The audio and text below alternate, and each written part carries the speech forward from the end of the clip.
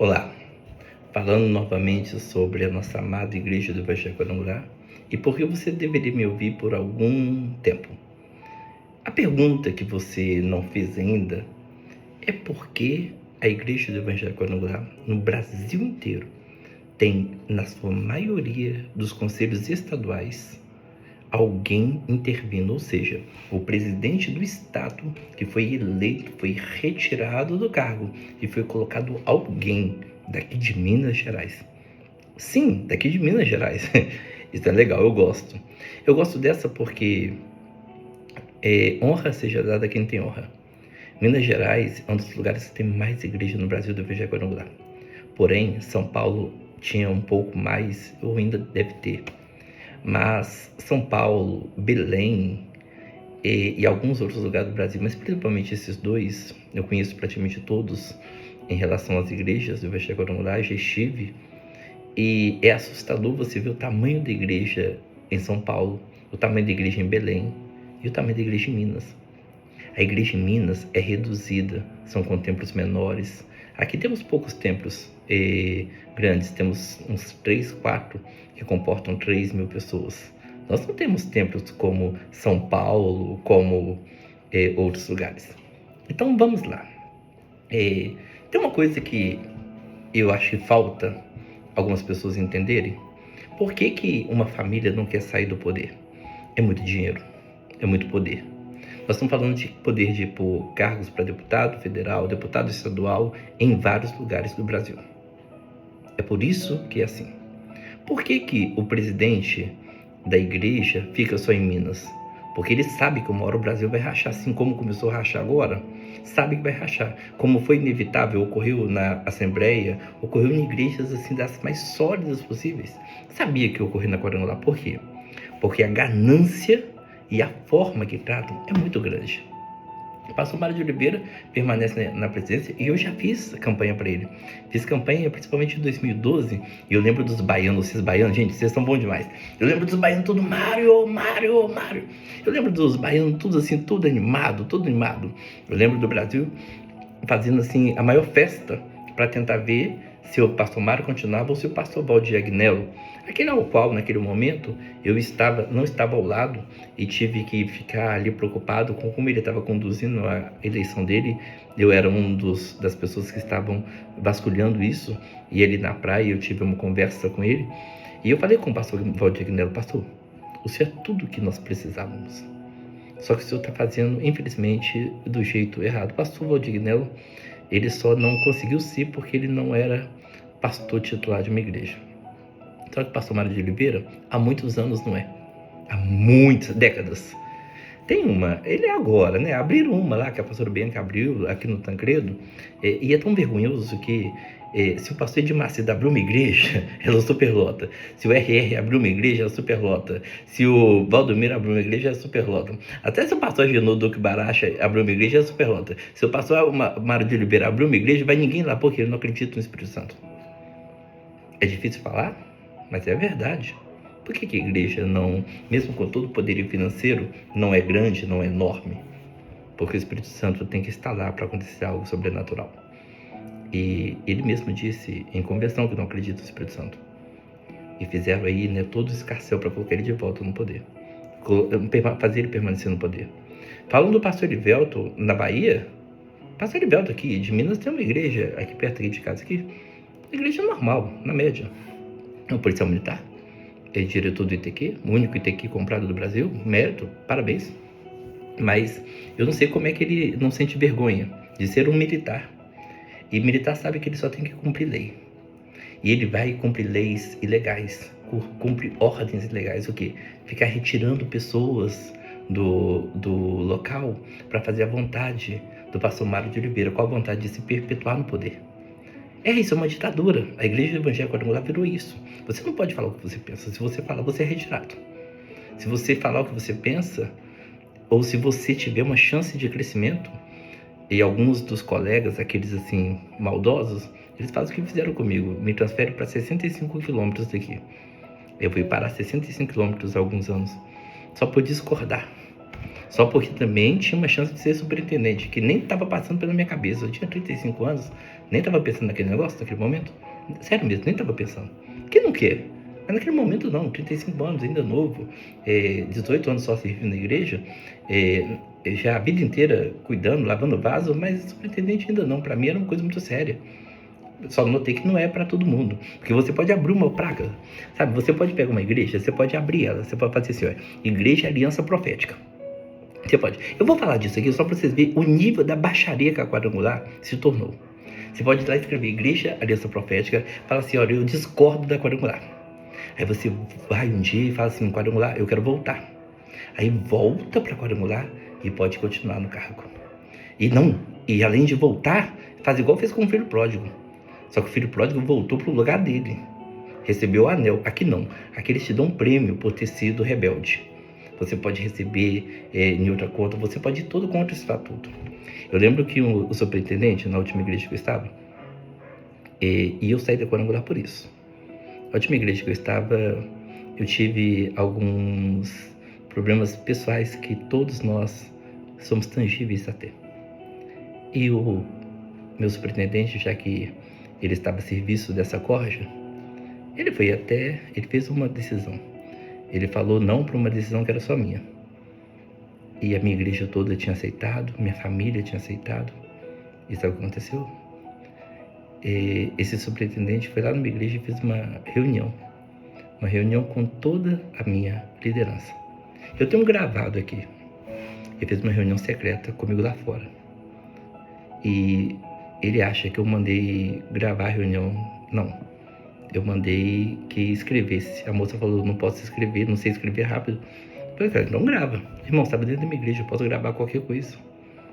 Mas ele falou que eu queria saber o que ele foi fazer lá. Claro, eu fui nomeado pelo conselho, não foi por um superintendente para estar na igreja, não. O superintendente tinha que tomar o lugar dele. Sabe o que aconteceu? Esse superintendente começou com essas intrigas de que ele queria orar. E na região dele, 6 pastores se desligaram. Antes de mim, até parente dele.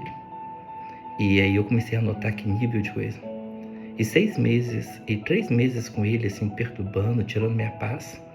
E aí um protegido daqui de Minas, ele casou com uma Miss Brasil em 6 meses. Ele separou em 6 meses e casou com a Miss Brasil. Eu até gosto dele, gosto bastante. Mas pra você separar e casar com a Miss Brasil em 6 meses, gente, você tem que ser assim. Não, vocês me perdoam, porque assim, é só pra vocês verem o nível do que, sabe, aqui pode fazer tudo. Você pagando sua taxa em dia, sabe? Você fazendo as coisas direitinho, você pode fazer tudo que você quiser. Só que eu não acredito nisso. Eu não acredito que as coisas podem ser assim. E nós, pastores quadrangulares, já não suportamos isso. Não suportamos ter que pagar para ir na convenção estadual. Não suportamos ter que pagar para ir na convenção nacional.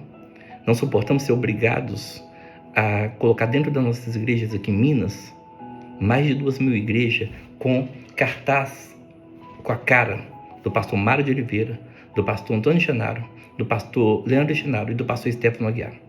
Só que aqui da campanha política, o Ministério Público deveria ir em todas as igrejas notar que aquilo claramente é uma campanha política. Só que não coloca não. Irmãos, não fica chateado com o seu pastor não. Porque se o seu pastor não colocar o banner com eles lá, ele é retirado da igreja. Se ele não fizer uma oração todo culto e pôr uma cadeira lá para orar, ele é retirado. Mandam ir na igreja para verificar se o pastor está fazendo. Pastor, como você sabe, eu já fiz essa verificação. Inúmeras vezes já me mandaram eu ir. Inúmeras vezes já mandaram eu contar quantas pessoas tinham. Aqui em Minas é uma vergonha. Tanto dinheiro e não tem um centro administrativo. O pastor Mário de Oliveira todo dia compra um lote diferente. E aqui a coisa só piora. Aqui, há 20 anos atrás, quando a gente viu o pastor Joaquim Cantagari ser retirado da primeira igreja, nós começamos a notar que aqui ninguém é intocável. Aqui você pode fazer o que for. Que se você mexer com a família Mário de Oliveira, você vai pra rua. De algum modo você vai pra rua. De algum modo você não tem valor nada que você fez. E aí o pastor Antônio Genaro, nitidamente, grave, nitidamente estava doente. Gente, eu sei que o ônus da prova é meu, mas nitidamente estava doente, estava muito nítido. Pastor Dávila ficou dentro do conselho, cuidando do conselho por anos. Pastor Olívia, mesmo sem ser casada, era coordenadora de mulheres. Sabe o prêmio que você recebe por ser fiel ao quadrangular? O prêmio que você recebe por ser fiel ao quadrangular? E ser fiel ainda mais do que você deveria?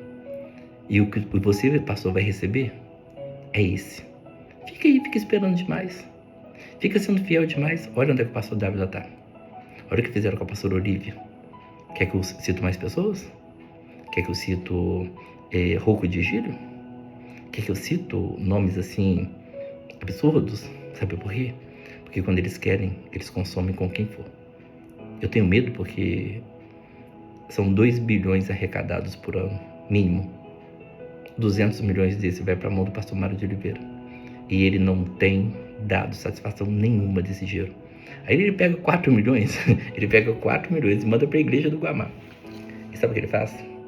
Ele reclama porque o pastor Lorival não o agradeceu da forma correta. Primeiro, com todo o respeito que lhe devemos, pastor Mário, esse dinheiro é da igreja do Evangelho Quadrangular, não é seu. Não temos que agradecer ao Senhor, somente a Deus. Quando nós, pastores, recebemos uma ajuda na nossa igreja, nós agradecemos a Deus, porque é um sistema onde nós enviamos nossas taxas, nossos pagamentos em dia. Olha, você que é membro de uma igreja, você não sabe o terror que é para nós pagar a taxa em dia. E eu sei que a taxa é se arrecadou, tem que pagar.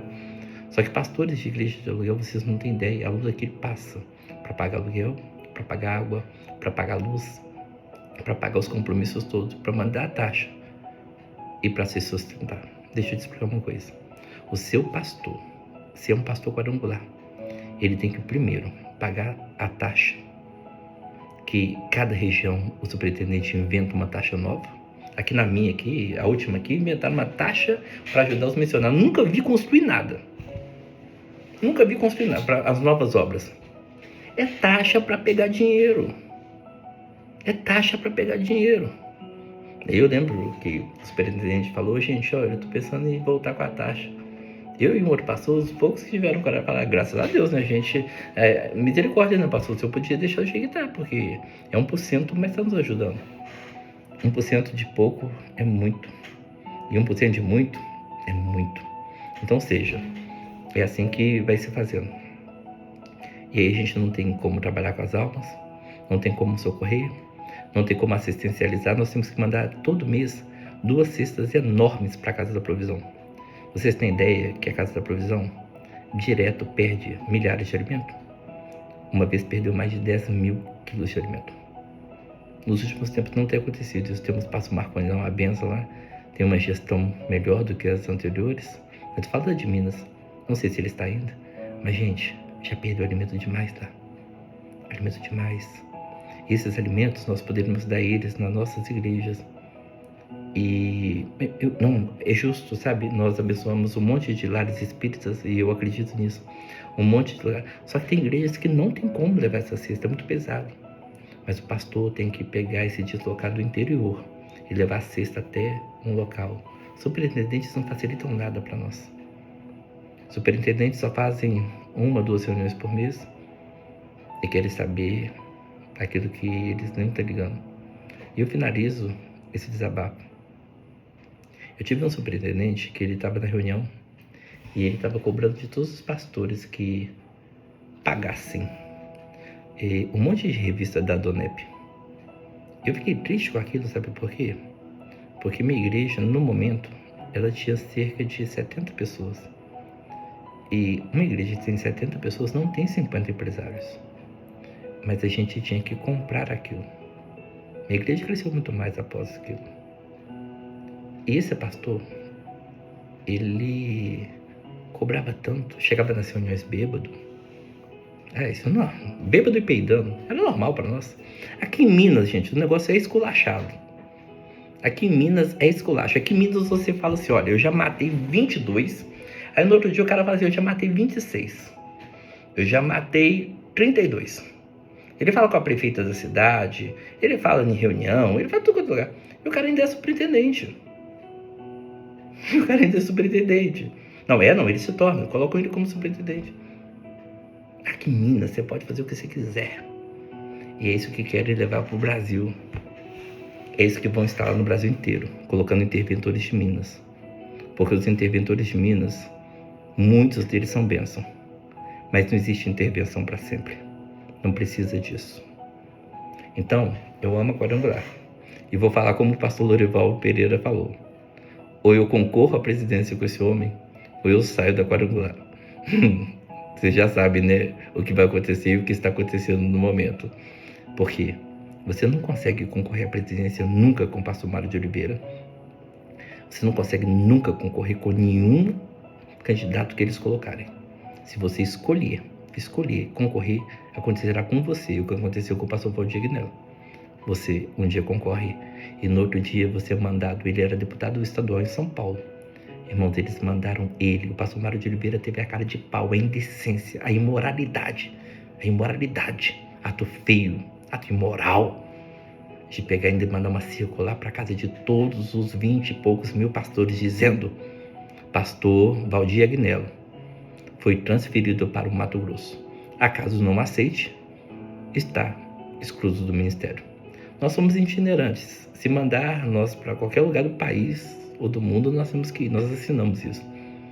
E eles usam isso para nos matar, nos ferir, nos magoar, para tirar tudo que temos. Construímos, cuidamos de membros, amamos. A última igreja que eu saí, quando o superintendente começou a me perseguir, sabe por que ele começou a me perseguir? Para quem já, se um aí ficar até o final do vídeo, deixa. Pastor Júlio Rotti, eu estava em uma reunião em dezembro. Entrei na reunião tranquilo, ele entrou tranquilo também. E perguntaram por que a situação da igreja que eu estava já há alguns anos não estava resolvida. Porque estava correndo muito risco da igreja ser perdida. E eu fui então, falei, olha, eu já falei para o pastor Júlio que está correndo risco. Eu sou advogado, mas eu só posso fazer isso se eu for contratado. Eu não vou em uma coisa com a outra. Eu fui advertido na mesma hora, né? Falaram comigo na mesma hora, pastor, mas o senhor poderia falar sobre isso? O senhor poderia fazer isso? Eu falei, eu não posso fazer porque eu sou submisso. Por mais que eu tenha autonomia, eu tenho que falar com o chefe primeiro. Eu só vou fazer o que o chefe mandar. E eu não envolvo o meu escritório com a igreja. E ele, numa arrogância, falou, eu também sou como o pastor Alexandre, não envolvo a igreja com outras coisas. Eu saí de lá e lá continua do mesmo jeito. Risco de perder. Ele me perseguiu porque eu falei a verdade da situação fiscal da igreja. E ele simplesmente me perseguiu mais ainda. Ele fez uma coisa. Eu tenho áudio. Eu sou advogado. Ônus da prova. Eu tenho áudio dessa conversa. Dele falando comigo que eu comprei um iPhone no nome da igreja. Olha, o pastor Júlio Rotti, ele tem uma mansão aqui no condomínio. Uma mansão mesmo. Mas ele não tinha iPhone na época. A filha dele não tinha iPhone na época. A esposa dele não tinha iPhone na época. Nem o filho dele. Nenhum deles. Eu tinha iPhone. Minha esposa tinha iPhone. Meus 3 filhos tinham iPhone. Eu vim como empresário. Eu tinha algumas lojas. Eu abri mão de tudo para pastorear. E depois me tornei advogado. E eu sempre disse, quem coloca comida na mesa da minha casa é a igreja. Mas o luxo, eu corro atrás. Eu não sou igual a alguns vagabundos que vivem do luxo excessivo em desfavor da igreja. Os meus luxos excessivos são todos frutos de um trabalho a mais, porque o trabalho de pastor é muito forte. Quadrangular global. E já digo para vocês, caminhos de milagres vêm em Vespasiano nos próximos dias. Somos agora caminhos de milagres. Quadrangular, caminhos de milagres. Eu creio numa igreja. Eu creio em um Deus que vai fazer milagres. Eu creio em uma igreja onde a prefeitura terá que mandar, ou irá mandar as vans, as ambulâncias para lá, porque a cura vai acontecer lá. Eu creio, assim como na última cidade que eu estava, o centro de saúde vai dizer, vão naquela igreja, se atendam lá no atendimento pastoral, participe do culto, no posto de saúde, porque lá tem uma estrutura abençoada. Eu creio em um Deus que vai voltar a fazer aquilo que muitas quadrangulares esqueceram de fazer: expulsar demônios, voltar a pregar, voltar a falar de Jesus, a evangelizar. E eu termino aqui dizendo uma coisa: é um réus enorme, mas que Deus possa nos abençoar nessa luta enorme que travamos por aí. E Ele, sua infinita graça e bondade, irá nos abençoar sempre. Caminhos de milagres. Deus é por nós. E se Deus é por nós, quem será contra nós? Que Deus te abençoe. Paz seja convosco.